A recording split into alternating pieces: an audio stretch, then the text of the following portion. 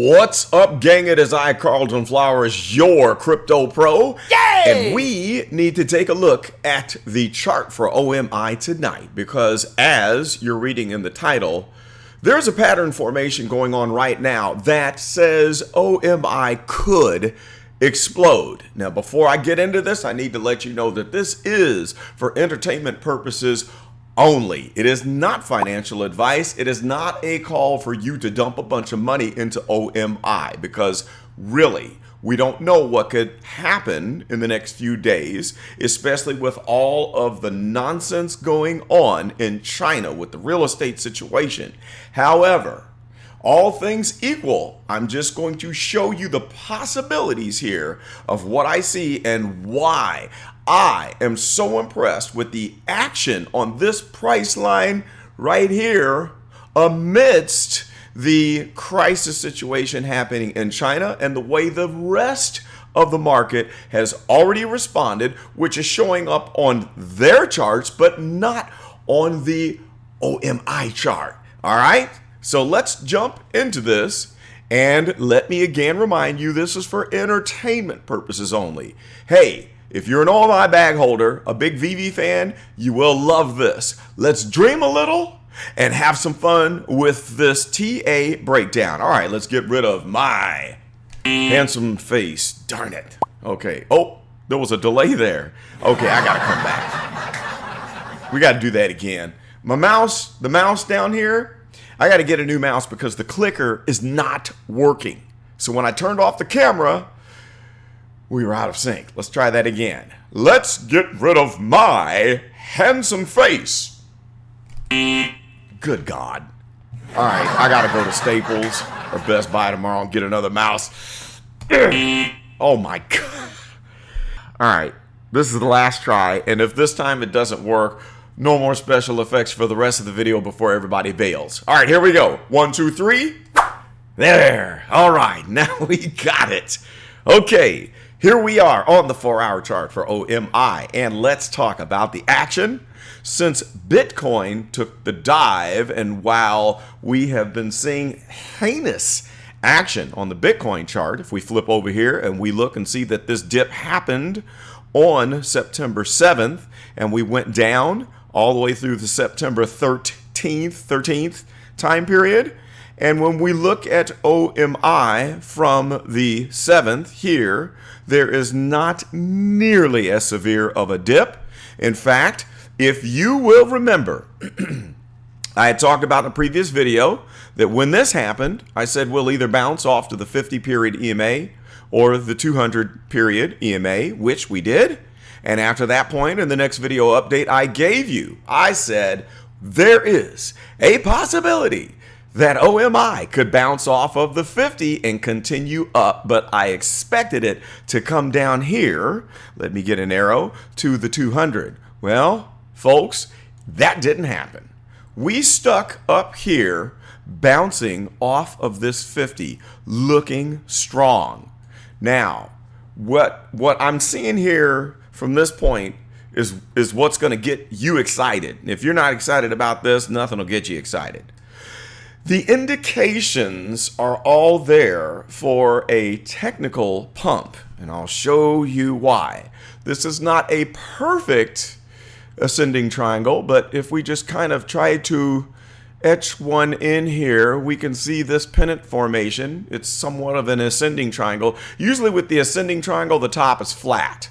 This one does not have a flat top. It's close to a symmetrical triangle, but closer to an ascending triangle.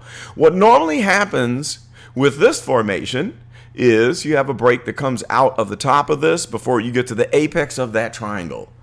Now, when we look below, this is what excites me, because what is happening downstairs in the stochastic and the MACD, it supports a break to the upside.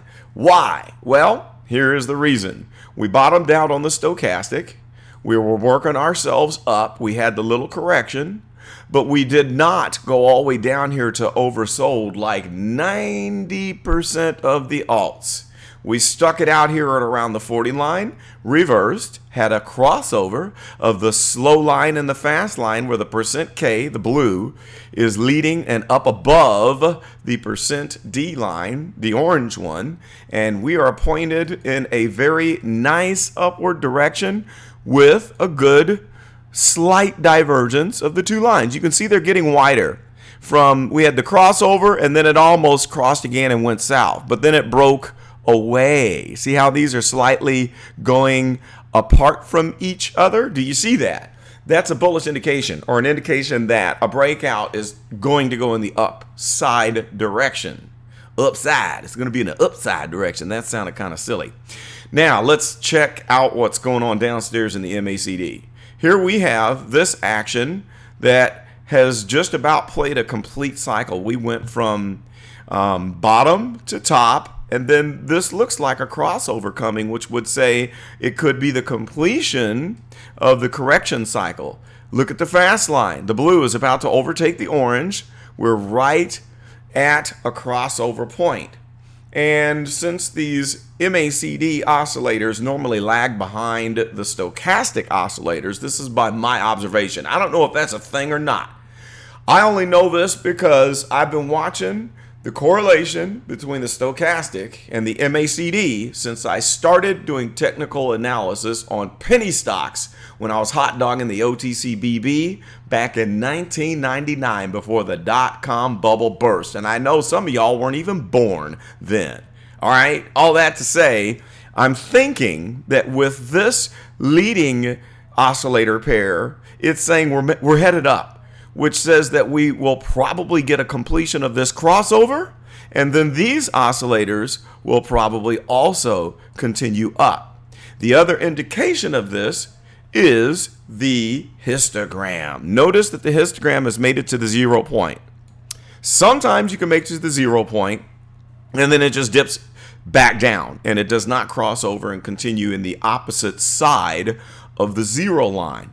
However, we have had some nice smooth action on the histogram ever since, September here when the volatility started to go up. Notice here how we have a hump. It goes up, and then we cycle down into the negative. Then we cycle up, then we cycle down into the negative. Then we fight our way back up, and we have a double, triple hump in the positive here, which is very bullish. Then we cycle down, and while we were cycling down, as I always tell you, look upstairs and see what prices returned on the stochastic and the MACD low points. Well, let's check them out and look at it. So here is our low point on the stochastic. Let's get an arrow. Let's do a red arrow here, people. Here's a low, and it coincides with this low point. Now, the next one we can't really call a low. We didn't dip into oversold, but it did reflect a lower low here. So the trend was headed down at this point. We haven't been down here even near the oversold line ever since. So the next one we can count is right here. And then the price that is returned is upstairs near the 50 EMA line. So this was an uptrend that coincides with the price up here. We don't have any divergences. And now that we have produced that, the next low, which is right here, produced a higher low there. This says uptrend, okay? It's just momentum. All we have to go by is the momentum, and the momentum can sometimes betray us, but hey, all we can do is go by what is in front of us and deal with the evidence that is presented on the screen from what has printed. All right, so I would expect that we'll get some MACD histogram candles that kind of do something like this. We'll get another hump, right? At least one hump, because it looks like momentum is strong enough that we can get up here on the positive side, which it could be bigger than this. And the key will be, do we get a pump in volume? Do we get a volume jump? When we get into this area, I'm going to be watching the volume. So if that volume goes up like it did before, this mouse is terrible. I apologize for my stupid mouse. I am a computer guru, and in my 20 5 years of experience building computers and diagnosing and all of that. I can't figure out why with Windows 10 you get skippy mouse movements after you've been in your operating system for, say, several months to a year.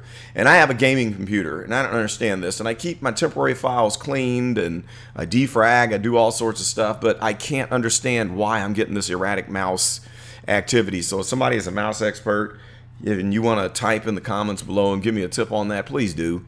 All right, now, looking to the right at the VPVR, there's nothing that we can tell here because all we have to go by right now is that we are headed towards this node right here, okay? And there's nothing else in the visible range besides, I want an arrow. See, my mouse is tripping. The clicker's not working.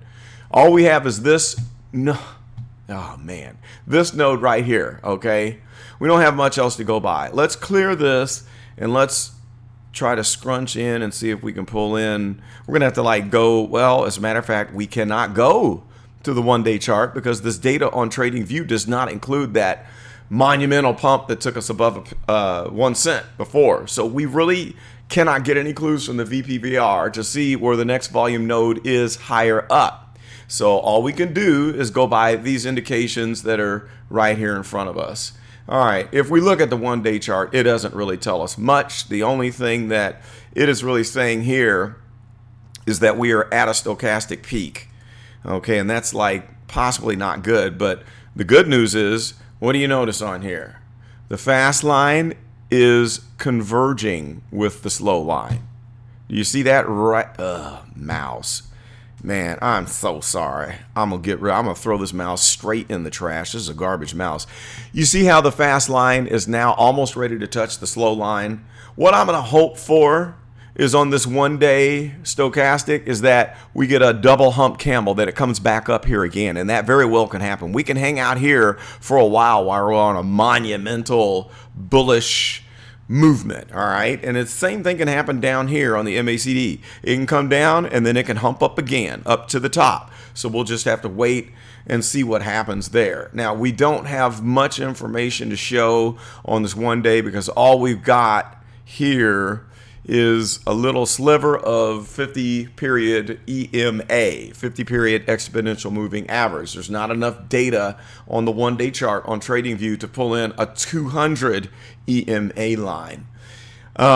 So as this line is progressing upwards, when we start to include the fresh data from that pump, this line, let's say that again, this line is going to be doing, something like this, okay? So as that line comes up, it could give us an indication that, let's say, we pump it up, pump it up. If we pump up the price from here, we pump upstairs and go very high. When we get that next correction, it's probably going to bounce again off of that 50-period EMA. Now, make no mistake, we're in an uptrend, all right? There's no doubt about that. The overall movement from this low point is doing this. And that's what I'm going to stick with right now. It's what makes me happy. It makes me feel good about my milli bag. Okay, so we're going to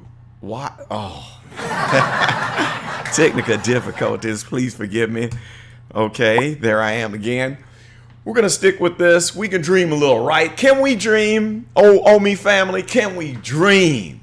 Keep hope alive, as Jesse Jackson would say. We can dream a little bit, even though I do believe that this will be what will happen. All right. Well, I'm glad you joined me for this update. I hope it was fun for you. And when you're amongst family, we can be positive and we can dream a little. And like I said, I do think this will play out. If you're not a bag holder and you're looking for investment advice, go elsewhere. If you're not in this OMI family, because we are strong and we're holding. I mean, I bought in at 0.0027 was my average price. One moment, please.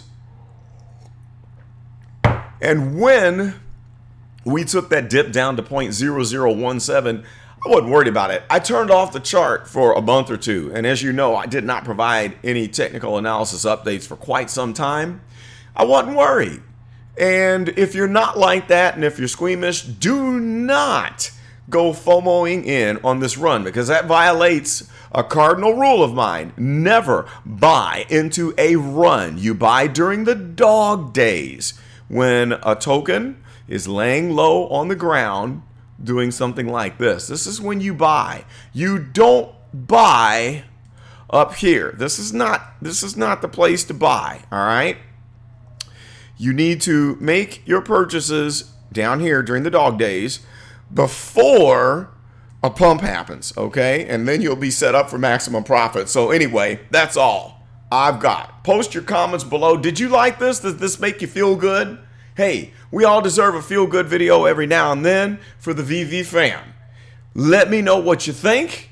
And hey, hold on to those bags strong, folks, because I think great things are about to happen.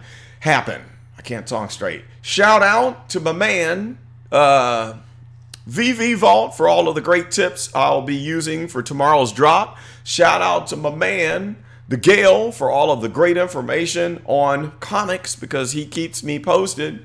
Shout out to the Rebel Duck for all the excellent analysis, data analysis, and crunching numbers.